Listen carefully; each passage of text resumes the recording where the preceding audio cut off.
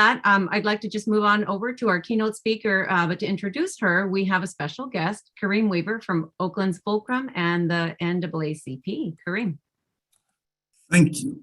And it was great to hear Superintendent Johnson Trammell this morning. I had the pleasure of working with her over the years, and also a great pleasure to introduce Lacey Robinson this morning. So Lacey, I'll just start from the beginning. She's from Dayton, Ohio, in a town called Inglewood. She attended an HBCU, Florida A&M University, go Rattlers, and did her teacher residency at Marva Collins Prep School in Cincinnati, Ohio. And I'll come back to that a little bit later. And she got her master's from Teachers College. She taught in underserved and under-resourced communities, but also in affluent communities. So she's seen the difference firsthand, the contrast and what people believe students can do. And that's why she elevates Jeff Howard's work on efficacy and John Hattie's collective teacher efficacy findings. It's important to know that when you have a frame that's not just a tunnel vision, that you've seen kind of both sides of the tracks and how schools operate, that gives you a different kind of perspective. And her connection to work from luminaries such as Dr. Gloria Gladson Billings and Marva Collins helped outline her framing of justice in terms of teaching and learning, and also laid the foundation for her own career in education. She's worked in secondary schools as a teacher and principal in Maryland and Prince George's County, and is known as an educator's educator. Now, back in the day, the elder, mostly Black teachers, most of them have retired now, they used to posit and ask the question, are great educators born or are they made? Some of you may have remembered that internal debate some of us used to have. Lacey's experience answers the question this way. There are those individuals who are called to education that have been gifted with the communication, the insight, and the discernment, but they're still humble enough to work diligently to improve themselves in their practice. That's Lacey. She has more than 2 decades of experience on the intersecting topics of literacy, equity, and school leadership, serving as a teacher, a principal, staff development specialist in Maryland. Now, in my hometown of Richmond, California, some of you are familiar with the West Contra Costa school systems. I used to partner with that school district to develop leadership teams. They didn't have leadership teams for most of the schools. It just didn't exist. And so the organization I worked with at the time had started a program to actually develop and support leadership teams. Now, I'd built a relationship with the district leadership to the point where they allowed me to bring in a team from outside to train people. And I knew there was really only 1 or maybe 2 people who could pull it off. So I called Lacey. She and her team did incredible work with the level of urgency, realism, and insight that it hit just the right chord. Now, the feedback was off the charts. The professional development was great, and they're often running with the leadership teams. But then this former superintendent came to me and said, we want her. We want her here. What do I have to do to get her from your organization and be my CAO today, and then in a year or 2 when I leave, have her replace me? Lacey, you probably remember this. She said no to his offer, but that's Lacey. As educators, you just know it when you see it. You just know it. Be that as it may, her work as the CEO, president, and I would consider the heartbeat of UnboundEd is critically important. You're lucky to have her.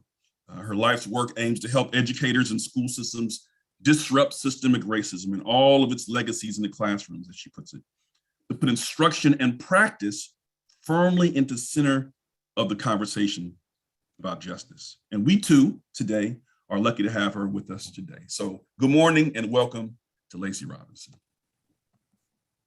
Good morning, Kareem. Good morning, sis. So, they say it's not what they say about you when you're in the room. It's what they say about you when you're not. And I thank you for that introduction. Kareem also is a formidable, I would say, member of this collective community, along with everyone else that's on this virtual Reading Coalition inaugural summit. And so I thank you for those words. I came by to share a little bit with you. So I am going to share my screen, and then I am going to hopefully share a little bit around what I think our collective work is in this current day and age. So when my screen comes up, if someone can give me a thumbs up, because you know technology, sometimes it works with you, sometimes it works against you. I hope everybody can see that. Thank you, Kareem. So before I begin this morning, I want to start the way I start most of my discussions these days, whether it's virtually or in person, just for us to take a collective breath. I mean, these past 2 years, I don't know about you, has been probably the worst carnival ride that I've ever bought a ticket to. If we're not moving forward, we're moving backward. If we're not moving backwards, we're moving left and right. And I just, in moments like this, want to take a collective breath as a edu community and acknowledge all of the sacrifice our leaders like Dr. Trammell, our teachers, our parents, and our collective educator community have made and continue to make in the name of ensuring that our current student populations, as well as our generation populations, are continued on a trajectory of learning and social well-being. And so I come with salutations and thank you. I want to start off saying thank you for everyone that is on this call and everyone that is not on this call who continues to make that sacrifice. I also want to take a moment in this collective breath to acknowledge the indigenous ancestral keepers of California, as well as the Piscataway indigenous tribes and the enslaved Africans, and the sacrifices that they made on the land that I currently reside in Southern Maryland. Kareem knows me. And one of the things he didn't say, which probably should have been a little bit of a warning, is that I'm a storyteller. And so I hope you don't mind that I spend a few minutes with you this morning, short of sharing a story that I have that I've recently experienced. Like many of you, I have had to think of many different various ways of entertaining myself. I've had to create a bubble of friends and family that we can be sure that we are leaning into the science of medicine and the science of health, and that we are partaking in our entertainment in a bubble that we can confidently get together and enjoy one another. No longer do we find ourselves entertaining ourselves by walking the mall or going to a restaurant, but we often now think about moments where we can gather together and share discussion and laughter and joy amidst sometimes all of these painful moments that seem to keep rolling. So recently, I've had an opportunity to get together with folks in my bubble, and we decided to play different rounds of board games. Our game host that night, as we came into the house, informed us that the first game we were to play was a special version of Monopoly. You see, the game host had recently happened upon an article that told of the true origins of the game. And to his surprise, the game did not start or begin or was created in the 1930s, as we originally thought, but in the early 1900s by a woman named Elizabeth Maggie. She liked to be called Lizzie. You see, Lizzie created what we now call Monopoly to better find a way to better support her progressive political views and being able to communicate those views to her friends, neighbors, and the like. At that time, board games were becoming popular ways to share communication amongst folks who you normally wouldn't gather together. And so Lizzie sought to create a game that would amplify that current century's problems and would reflect the vast income inequalities that folks were experiencing and highlight the monopolists that were actually capitalizing off of those inequalities. And so she set out to create a game that amplified what one may argue is one of our earliest established societal norms of our country, a norm that holds its origins from a British cultural norm that states, he who owns the country, property, not just those that occupy it, are able to make decisions and holds the power and the true value in that mantra of life, liberty, and the pursuit of happiness. Well, at that point, the game host had our attention and we were ready to play. He continued to explain that we were going to play an upgraded version and to give homage to Lizzie and her original version, and that night's version was to amplify our current century's problems and our current popular ways to overcome them. We quickly scrambled to choose our symbol, you know, the hat, the shoe, the iron, and we were directed to look underneath our chairs at the table. There was a card placed, and each card held a dot, either a red dot or a yellow dot. Those with the red dot would be asked to join the initial round of Monopoly, and those with the yellow dot would have to sit out until the timer went off, and then they would be permitted to enter the game. Well, as soon as we heard those directions, there was much laughter, and might I add, some explicits that went around the table. And as you would have it, yours truly received the yellow dot. I had to sit out the first rounds of the game. As the game started, I could tell by looking around the table that those that were in my yellow dot cohort were silently strategizing. And then we very quickly began to outwardly verbalize our strategy and angst as we watched our members in the first round buy up properties and use strategic ways to block each other out. Moment after moment, as we sat and observed our friends in that first round, we became more and more frustrated, and might I add, a little bored. Finally, the timer went off and we were permitted to start the game. And I gotta tell you, it only took me a couple of seconds before I realized that no matter what strategy I had conjured up in my head, I would never get to the same level of progress as my friends who had started in the first round.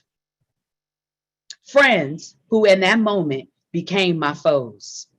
And might I say that many of us that had known each other for years started yelling out accusations of cheating and smear campaigns to our friends who had been in that first round. As the game came to a close, the frustration entered into a level that I could no longer take, and I found myself yelling out, "This is not Monopoly. This is Struggleopoly." Now, I got to tell you, that feeling that I had, that feeling of being left out, watching people in that first round, wanting to desperately join the game, that feeling might I describe as disenfranchisement, stayed with me days after the game ended.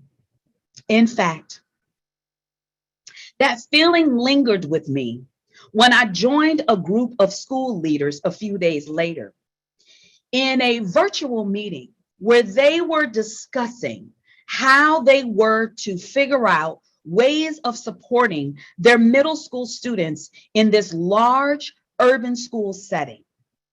Middle school students that prior to the pandemic were already cycling in disproportionate academic levels, low levels. And prior to the virtual learning of the former year, entered into their schoolhouses at a great disadvantage. They acknowledged that the students' disfluency and weak writing skills and missing prerequisites started way before middle school. And they also acknowledged that the tremendous work before them to ensure that they were not passing on a cohort of middle school students into their high schools, a cohort that no doubt would bring down their graduation rates. And as they sat proposing, they landed on the solution of placing all of those middle school students into level guided reading groups. They figured that placing the students into level guided reading groups would allow them to build confidence and perhaps gain some of those missing prerequisites that they so desperately needed. As I sat and listened intently, I watched them review data much like the ones that you have seen, that reflected the amount of students, particularly students of color and students of poverty, who were cycling into those low achievement. Students whose data they had watched year after year and tried to program out. And to their best guess, students who they felt the only way they could actually shore them up was to place them in leveled reading groups in hopes that the teacher and the students would work hard to catch up. Well, as I sat and pontificated how I could disrupt their thinking around this, I began to see the analogy between what they were proposing and that Monopoly game I had played a few days before. See, in fact, they were actually creating their own version of Struggleopoly. And they were making decisions that those middle school students who came in with the prerequisites, who came in satisfying what they felt were the levels needed in order to circulate on grade level work, those students were being permitted in the first round of the game. And that those students would actually hold the right to their decision-making and their power. And the students that they were deciding to place in those level readers, to place in those guided reading circles, were actually being asked to sit out around.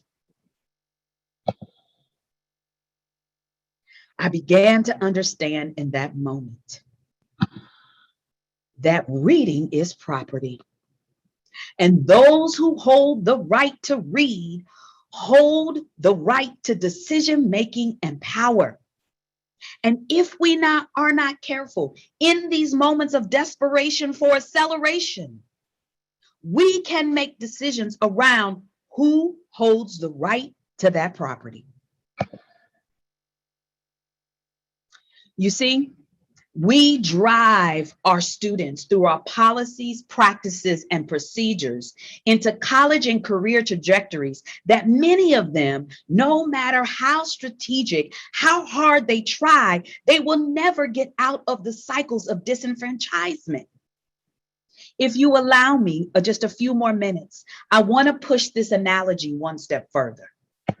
You see, just like the ill-devised policies of redlining, you know, the concept that determines what property holds value and who is allowed to own property or live in specified areas.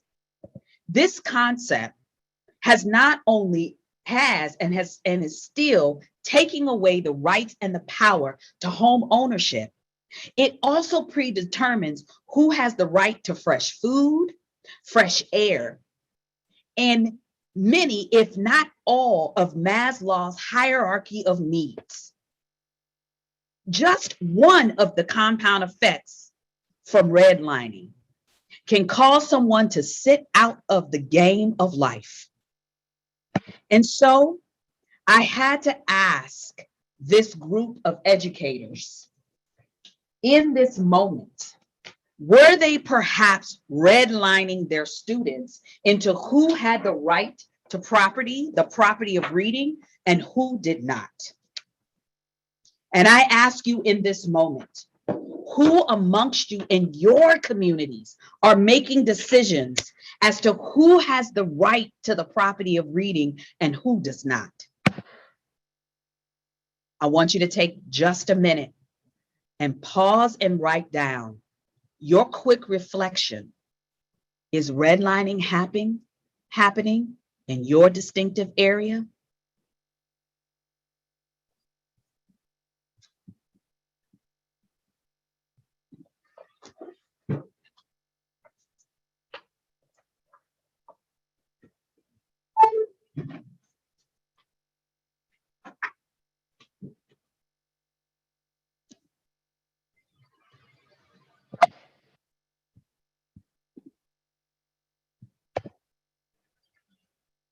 You see, here at UnboundEd, we ask ourselves that question amongst many other questions. And we stand shoulder to shoulder with educators just like you. And we lean into our understanding around our current hypothesis that sits on the formidable shoulders of Gloria Ladson Billings, Zaretta Hammond, Geneva Gay, and Django Paris, and many, many others. As we seek to understand the braiding of culturally relevant education, and for us, how it begins to manifest itself in what we call GLEAM. GLEAM is our current framework that we stand on. GLEAM amplifies for us. Is our instructional practice grade level? Is it engaging? Is it affirming? And is it meaningful? You see, those group of leaders that I was participating in that conversation, rather than thinking about the power that they were holding at that time, were leaning into the methodologies of panic pedagogy.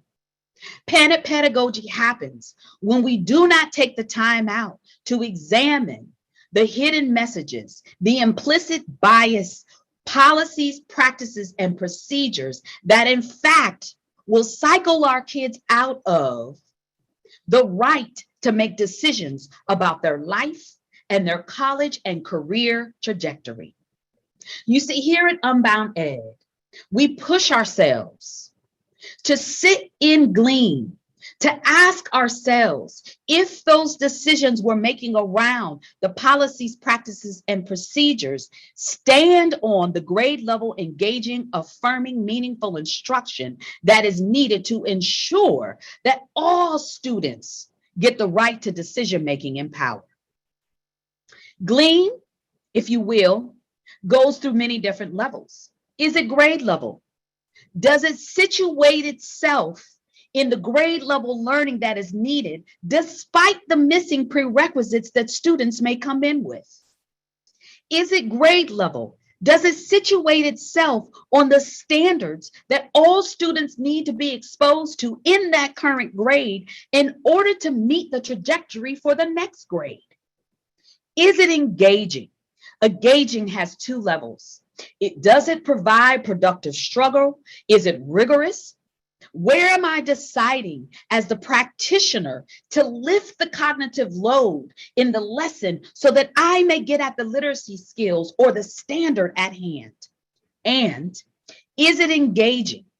Does it involve my students' rich cultural background that is local and historical? How are my students engaging with the learning by acknowledging their use of home language and their use of non-dominant English as well as academic English? There's nothing inherently wrong with learning academic English, but when it's at the expense of one's own authentic self, we must examine our whys behind it. We must honor our students' language passports and provide space and opportunity for them to utilize it in their learning. Is it affirming? Does the teaching and learning affirm our students' academic and interpersonal identities? Interpersonal is when someone is having an awareness of how they affect the world around them. When we dishonor our students by cycling them through below grade level text, concepts, standards, and skills, we are ultimately saying to them, we do not believe in your intellectual capacity. And is it meaningful? Are we asking our students to develop into citizens of the world, a phrase that was coined by Marva Collins, where they are not only acquiring language and knowledge, but critiquing and shifting it to make our society and world a better place than what they inherited? I asked of those educators in that moment, what part of the decision they were making for those middle schoolers met the Glean criteria? You see, here at UnboundEd, we believe that if we teach educators to center students of color so that we collectively focus on the dismantling of the disenfranchisement of their education, we focus on the students who have historically been pushed to the margins in order for all students to benefit and thrive.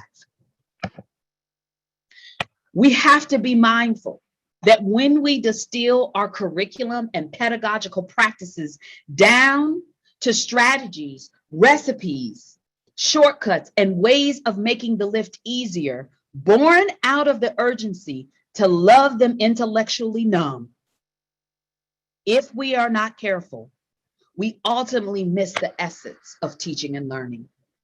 I pushed those leaders thinking around why place students in the cycle of Reader's Workshop. And quite frankly, I asked of them, why put your students in an old iOS system that does not meet the technological age that we are in? How many of them would knowingly purchase an upgraded cell phone that held the iOS system of the beepers of the 80s? And as they chuckled and shook their head, I asked them, then why would you place students in an iOS system of a leveled Reader's Workshop that does not support 21st century teaching and learning? It's the mindset that pushes our planning. What's really required of us, asked by Dr. Gloria Ladson Billings, is to challenge ourselves in how we think about the social context of our students and our curriculum. Our curriculum is a social marker of our society and how we think about instruction. Mindset is critical to teachers and leaders. They have to know what the standards call for, and they have to believe that their students can engage in cognitively demanding tasks that are aligned to a high quality curriculum. And along with that mindset, the planning has to be effective. The planning has to involve grade level rigor along with cultural artifacts that will help push and allow our students to pursue the thinking behind their learning.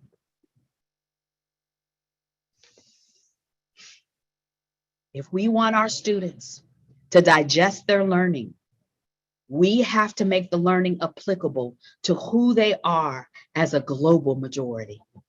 It is that mindset, along with the planning, that leads us to our teacher actions that are driven by our beliefs about our students.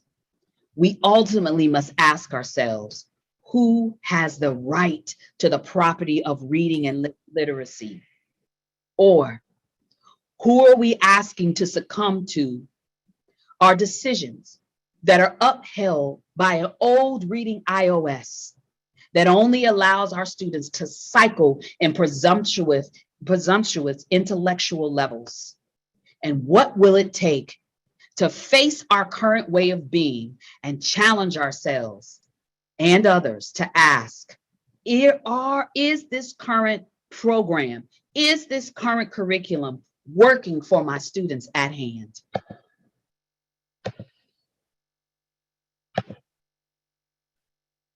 Ultimately, as educators, We are the game host. We decide our students' intellectual and educational trajectory. We as educators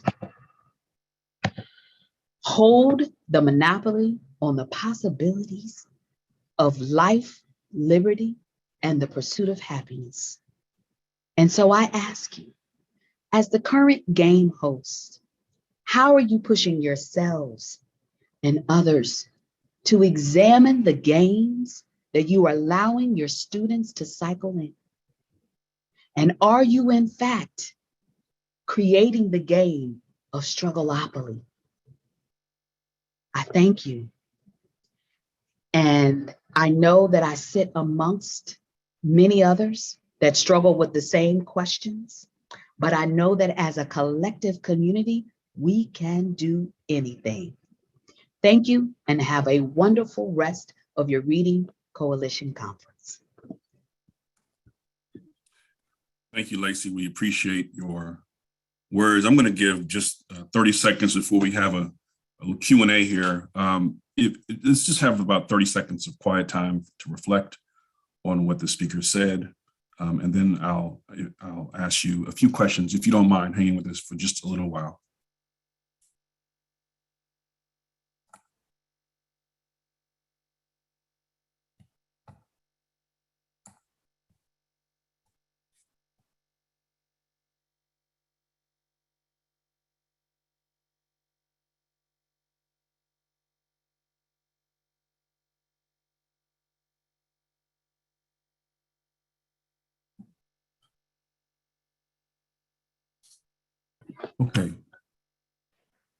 Okay. Lacey, very powerful words. Struggleopoly and this concept of glean and who actually holds the right to property in the form of I mean, that's a lot to think through, but I appreciate you taking your time to break that down. I love the example. I'm sure other folks who in the chat have also acknowledged that. Provocative, powerful words. Now I have a few questions that I want to ask you relatedly. And the first thing is,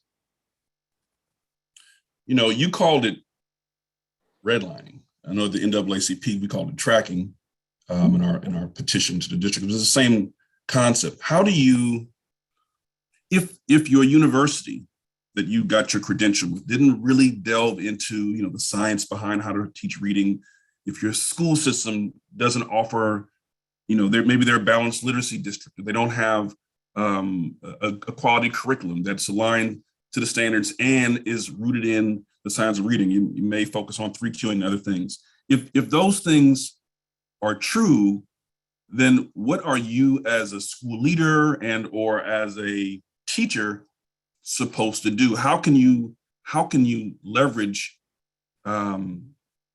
your knowledge of what's important for kids and the systems that are in place that are really hard to move?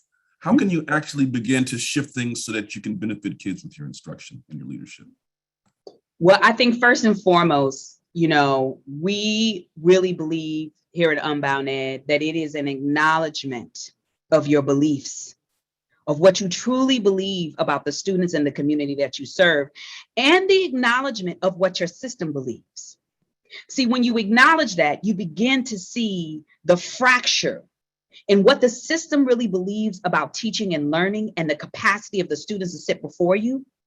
And you can begin to disrupt the barriers that are often placed. So for instance, I meet a lot of educators whose system may have decided that they weren't going to adopt a high quality aligned standard curriculum. Well, we live in an age now that high quality curriculum is free. Right. And it's about coming together and pointing each other in the direction where you can access that curriculum. But it doesn't stop there. As a leader, you must acquire that curriculum that you no longer have to pay millions of dollars for, and you must take deep dives in that curriculum to ensure that it upholds the beliefs that you hold about those students and their intellectual level, even when your system doesn't have the same beliefs. It takes a collective community. Sometimes you got to go outside to bring the good stuff back in, which is what I learned going back and forth from those school systems that you acknowledged. Right. Was not, I thank you for lifting that up. There are open source materials out there available, and then some state departments of education have actually put them on their website so folks can have access to them, especially during COVID. They want to make sure that people had access. So thank you for lifting that up. Another question related to that. So there's this belief that if I want to have things, if I want to reach my kids, and my kids academic or skill wise are low, their reading is low, whatever, it's low, that I have to modify the content. I have to modify the material. I have to really modify the quality, the nature, the character, and the rigor of the work itself, as opposed to scaffolding. I read an interview where you were talking about that a little bit. I'm wondering if you wouldn't mind just lifting up the difference between modification versus scaffolding, because I think sometimes in this reading, we get confused on those two things. This all goes down to the development and the belief we have about teachers and how well we have to continue to develop them. Because as a teacher early on, you get taught about modifying, right? And modification is used. It can be a powerful tool to meet students where they are, particularly students that we have identified that might have an IEP, an individual plan, or students that we know that if we modify what's happening, we can also amplify, correct? But there is a huge difference between modifying and scaffolding. See, scaffolding should be occurring in the discretionary spaces of your teaching and learning so that you lift the cognitive load. So let me give you an example. I was once in a 8th grade class where the teacher was going over a portion of a Shakespearean play. And the teacher was very put off that the students were struggling with disfluency. Her remark to us was, I can't even get them to read, on a 6th grade level. Why am I being forced to expose them to Shakespeare? Well, we pointed out to the teacher that if you lift the cognitive load of the Shakespearean language, if you explain the background, if you give the vocabulary, if you have the students lean into their phonemic awareness skills, even at that 8th grade level, you can lift the cognitive load and scaffold the learning to give them access to the goal of the lesson. The goal of the lesson was to point out the theme of the Shakespearean play. And the students' disfluency did not need to be a barrier to that. That's the difference. Where do I lift the cognitive load to get to the goal of the lesson? There is a difference between a modification and a scaffold. And it would behoove us as an edu space to really arm our teachers with that understanding. Thank you for that. I got 3 questions. I don't know if I have time to get them all in, but I have 3 questions. Okay. So the first one, so many educators, many of us were doing things that we were told to do. Yes. Come find out that it was off. We were doing the guided, we did all the stuff. We used the curriculum and we just want to do the right thing. No one wants to be racist or produce racist outcomes, but here we are. What would you say to those folks whose professional identity and experiences are wrapped up in methods that are now they're realizing this wasn't the right thing? And so there's some grieving that's happening, professional grieving that's happening. And it's difficult for people to get past that and not perceive that they're being attacked or set upon or called out or whatever it is. What would you say to, and I'm not talking about just teachers, principals, superintendents, CAOs, et cetera. What would you offer them in terms of moving forward? I'm so glad you asked me that question, because it really does give me an opportunity to amplify the elephant in the room. And I want to name this. Shame is a powerful thing. Shame is a strategy, if I'm being really frank, with systematic racism. See, shame puts you in this cycle that you might acknowledge that, oh my gosh, I implicitly made this decision. I implicitly bought into the system, not even realizing that I'm causing the disenfranchisement cycles that I see. And shame will hold you down and it'll cycle you through so that you become that you emanate fragility in your reasoning and your answers, and might I add, push you into panic pedagogy, where you make a decision to put an entire cohort of middle school students in leveled readers. And what I say to educators, what I had to say to myself, because I also drowned in that cycle of shame, is that once I began to understand my beliefs, once I began to understand the beliefs that the system had, once I armed myself with the knowledge and the vocabulary and language, and let me say this, I got this from other educators like you, Kareem, like other folks in the space, you have them amongst your circle. I then made the decision to get out of the shame and move forward and do something about it, not just with myself, but also naming it for my colleagues in a very graceful, and let me use that word, graceful way. I don't believe people wake up, not everybody, in the morning and says, how can I hold those brown and black students back today? Right. So we have to give each other grace in that moment and acknowledge the cycles of shame and move out of it. That's a lot, sis. That's, but that's the question. Elephant in the room. That's right. Because we wrestle with that on a human and a personal level, how we see ourselves as professionals and practitioners. It impacts our well-being, our emotional status, how we go approach our job and our defensiveness. So thank you for that.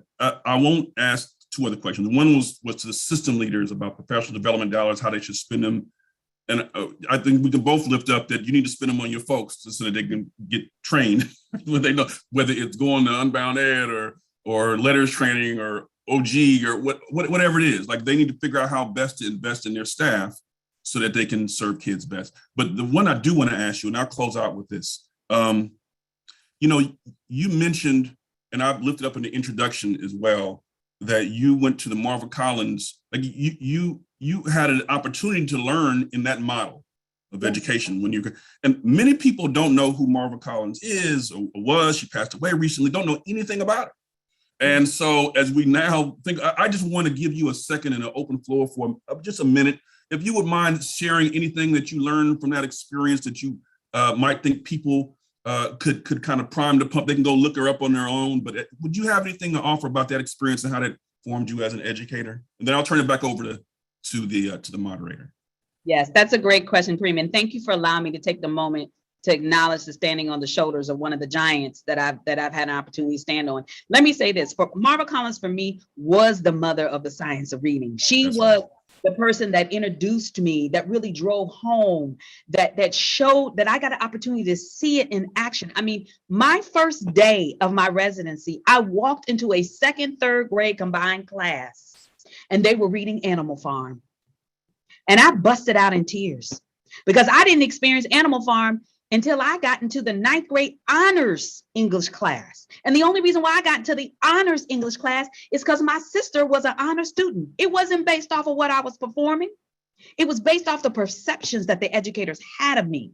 But when I walked into that room and I saw those second and third graders and their strength of phonemic awareness and the background knowledge that was built and the vocabulary that was introduced and the miles on the page that they had experienced previous to that, and how the miles on the page made them a better reader, and how being a better reader made them a better writer, and how being a better writer made them a better critical thinker, and how the teacher used their local cultural context to amplify the themes of that book about and aligned it to what was currently going on in their brown and black neighborhoods, and how their parks were being shut down and people were making decisions on their behalf that did not live in their environment.